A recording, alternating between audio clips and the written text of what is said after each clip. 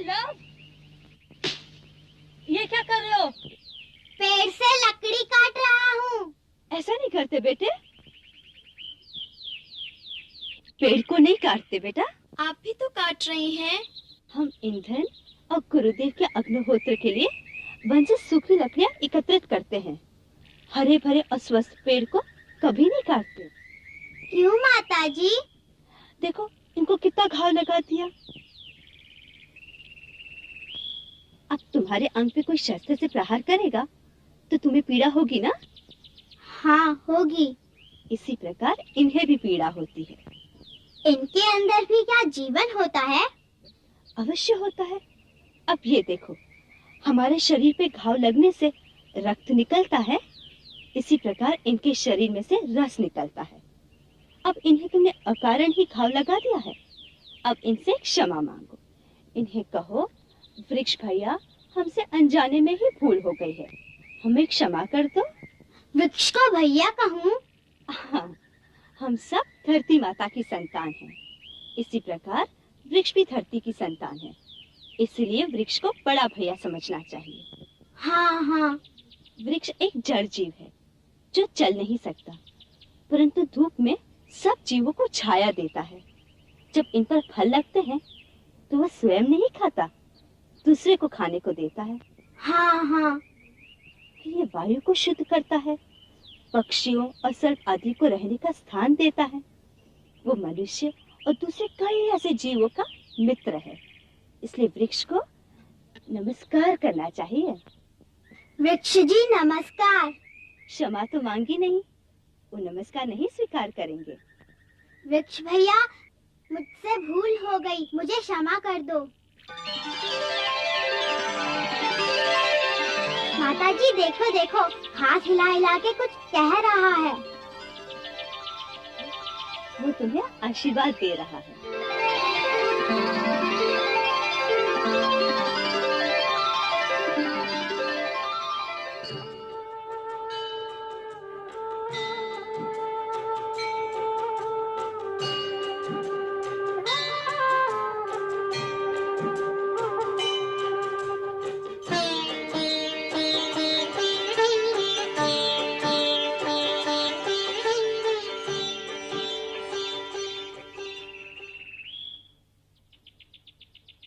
अरे पुत्री, इन छोटे छोटे हाथों से इतना काम क्यों करवाती हो? और स्वयं तुम्हें भी ये सब करने की आवश्यकता नहीं। तुम लोगों की सेवा करने के लिए आश्रम में बहुत मुनि कुंवारियां हैं। माता, मैं क्षत्राणी हूँ, मुझे ब्राह्मण कन्याओं की सेवा करनी चाहिए, उनसे सेवा करानी नहीं चाहिए।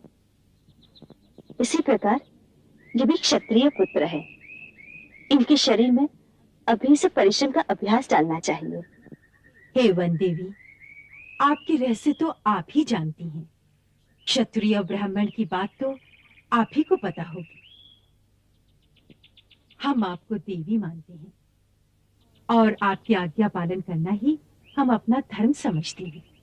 माता, ये नया नाता कब से है? मेरा और आपका माता और पुत्री का नाता बहुत पहले से निश्चित हो चुका है। उस नाते को ऐसे ही रहने दीजिए ना। वो नाता तो अमर है। उस नाते से भी तुम हमें अपना कुछ काम करने क्यों नहीं देती हो? उस नाते भी मुझे ही आपका काम करना चाहिए। वैसे भी गौतमी माँ, स्त्री की सच्ची शोभा तो तभी होती है जब एक स्त्री अपने घर का सारा कामकाज स्वयं अपने हाथों से करे, चाहे वो स्वयं देवी ही क्यों ना हो। तुमसे जीतना कठिन है पुत्री। अब जाओ, ये बेचारे लकड़ी उठाए थक गए होंगे और इनको भूख भी लगी होगी। नहीं नानी माँ, हम नहीं थकते, हमें भूख भी नहीं लगती। अच्छा, बड़े वीर हो ना? हाँ नानी माँ, हम बड़े वीर पुत्र हैं।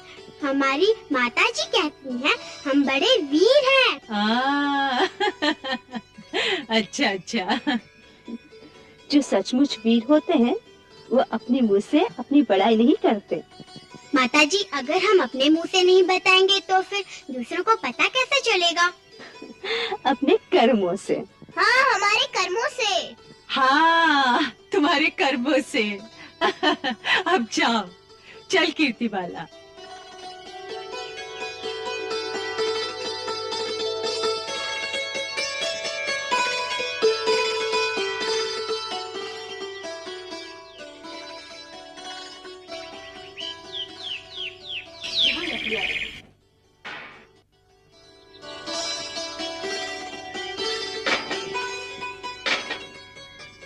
आ जाओ लवकुश।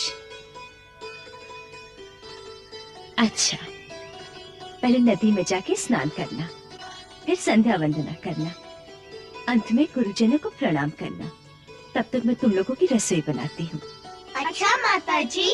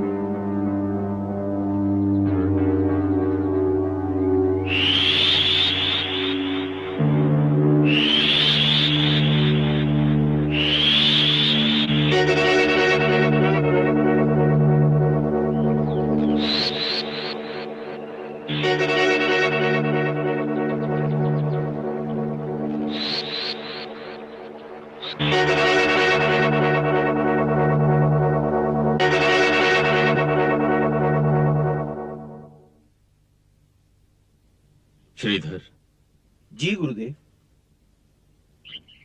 बालक इन दिनों नदी किनारे वाले वृक्ष के नीचे संध्या वंदन करने लगे हैं। उस वृक्ष में जो नागराज रहते हैं, उन्हें जाकर कहो कि उस वृक्ष को छोड़कर किसी दूसरे स्थान पर चले जाएं। जो आज्ञा गुरुदेव।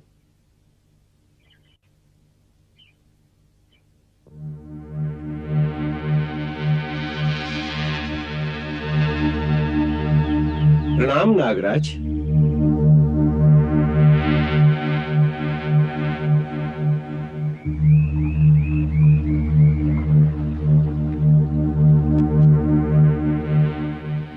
नागराज, गुरुदेव का आदेश है कि अब आप इस वृक्ष को छोड़कर किसी दूसरे स्थान पर चले जाएं।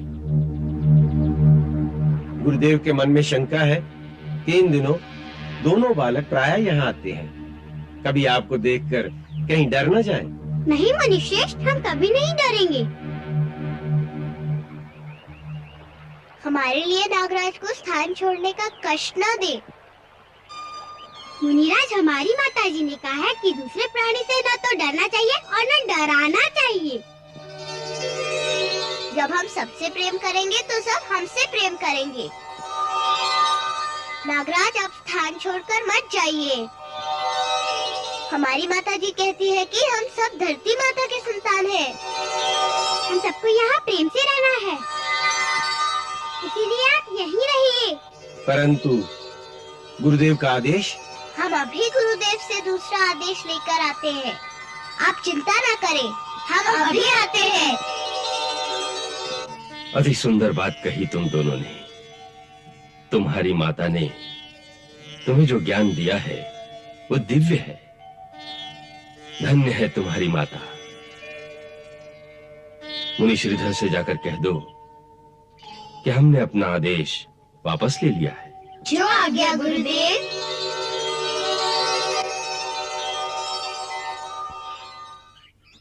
गुरुदेव लवकुश की बात सुनकर बहुत प्रसन्न हुए पुत्री कि तुम अपने बालकों को कैसी दिव्य शिक्षा दे रही हो। गुरुदेव ने कहा कि सबसे पहला और सबसे बड़ा गुरु माता ही होती है। ये तो सब गुरुदेव का ही चमत्कार है। मैं उन्हीं की प्रेरणा से सब कुछ करती हूँ। वन देवी, तुम भी दिव्य हो और तुम्हारे बालक भी दिव्य हैं। गुरुदेव ने हर्षमुनि को आदेश दिया है कि अब वो दोनों को संगीत की शिक्षा देना आरंभ कर दें। उनके लिए 2 छोटी छोटी वीणाएं भी बनवाई हैं गुरुदेव ने। अच्छा, हाँ।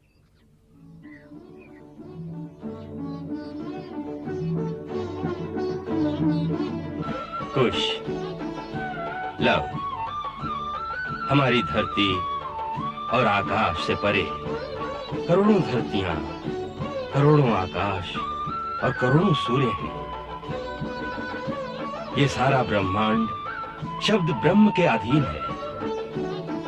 शब्द अर्थात ध्वनि, ध्वनि अर्थात स्वर। प्रकृति में 7 स्वर हैं। उन्हीं स्वरों के द्वारा संगीत की उत्पत्ति होती है।